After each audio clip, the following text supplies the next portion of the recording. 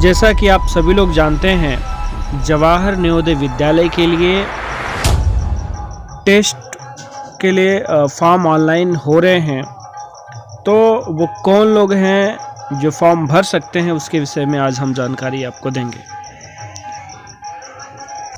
तो मैं आपको बता दूं कि कक्षा 5 में जो बच्चे अभी पढ़ रहे हैं, रनिंग स्टेज में हैं, वो फॉर्म को भर सकते हैं।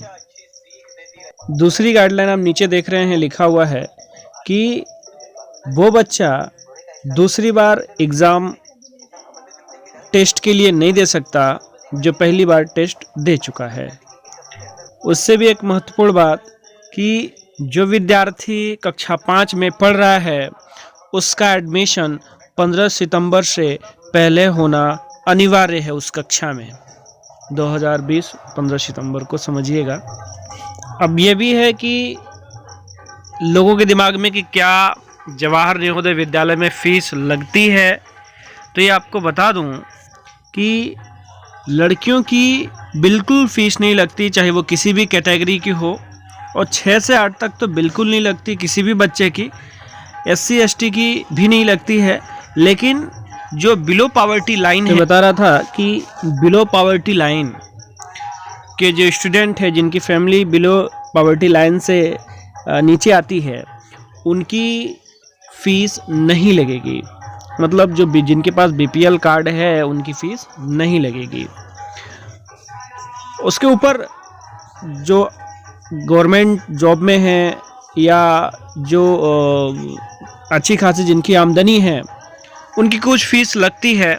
मैं बताऊंगा आगे आपको। अब आपको ये जानना है कि क्या एज कितनी होनी चाहिए जो इस फॉर्म को, जो इस आवेदन को भर रहा है। तो जवाहर नवोदय विद्यालय की तरफ से गाइडलाइन जारी की गई है कि 1/5/2008 से कम का वो नहीं होना चाहिए, 30/4/2012 से ज़्यादा उम्र नहीं होना चाहिए। कुल मिला के 8.5 से 12.5 साल के बीच में उसकी उम्र होनी चाहिए। अब कुछ लोगों के दिमाग में ये होता है कि जो बच्चा गवर्नमेंट स्कूल में पढ़ रहा है वही फॉर्म को भर सकता है। तो ऐसा बिल्कुल भी नहीं है। ऐसा है कि जो विद्यार्थी प्राइवेट स्कूल में पढ़ते हैं वो भी इस फॉर्म को भर सकते हैं, बशर्ते उनका विद्यालय मान्यता प्राप्त होना चाहिए, यानी कि गवर्नमेंट से रिकॉग्नाइज्ड होना चाहिए। तो ये बात आप जहाँ भी पढ़ते हैं वहाँ के प्रिंसिपल से, वहाँ के मैनेजर से आप ये पूछ सकते हैं कि क्या उनका विद्यालय सरकार से मान्यता प्राप्त है।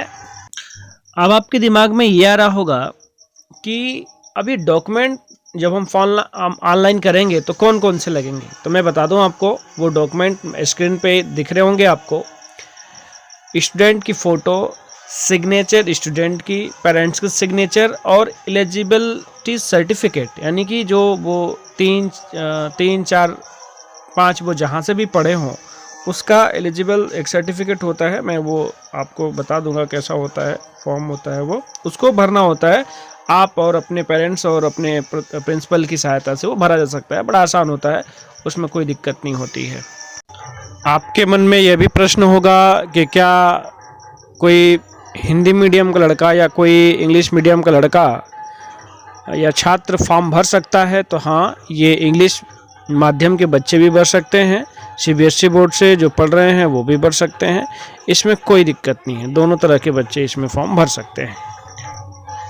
जब आप फॉर्म भर रहे होते हैं तो आपके दिमाग में ये भी आ रहा होगा कि जवाहर नवोदय विद्यालय में किस माध्यम से पढ़ाई होती है, हिंदी मीडियम से, इंग्लिश मीडियम से। तो मैं बता दूं आपकी जानकारी के लिए कि 6 से 8वीं तक मिला जुला के हिंदी और इंग्लिश दोनों चलती है।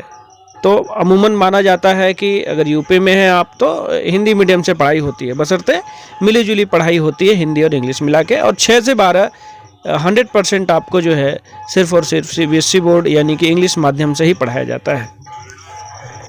कुछ लोग अक्सर गांव में कहते हैं कि आपको 3 से 5वीं तक की पढ़ाई छूटनी चाहिए, एक साथ करनी चाहिए।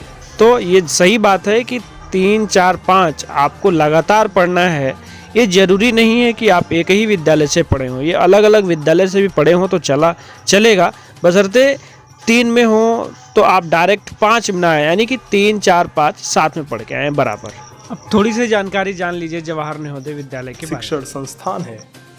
आप ये कह सकते हैं कि इस देश में जहाँ कहीं भी सबसे ऊंचे दर्जे की शिक्षा दी जाती है उनमें से एक है जवाहर नवोदय विद्यालय।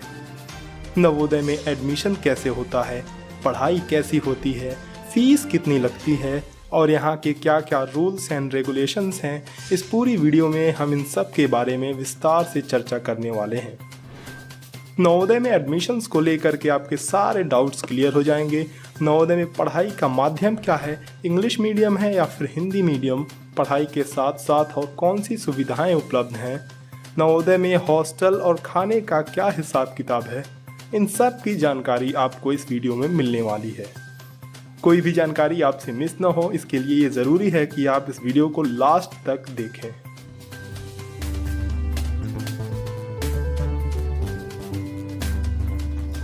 नमस्कार। राष्ट्रीय शिक्षा नीति 1986 के अंतर्गत देश भर में जवाहर नवोदय विद्यालयों का गठन किया गया। योजना यह थी कि हर जिले में एक नवोदय विद्यालय का निर्माण किया जाएगा।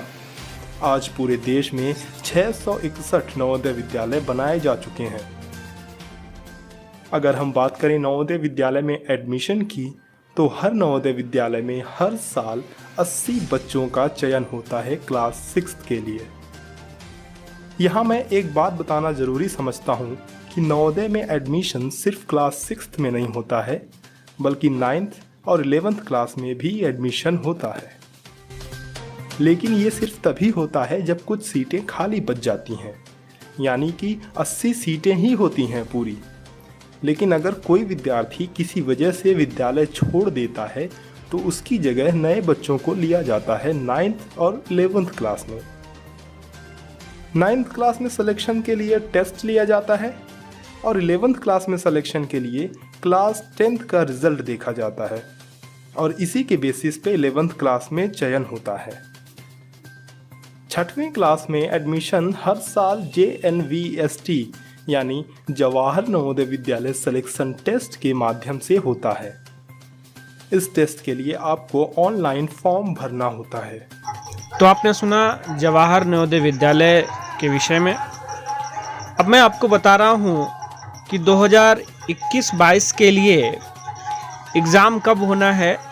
तो 10 अप्रैल 2021 को 11:30 बजे सुबह यानी प्रातः उसका टेस्ट का टाइम है और फॉर्म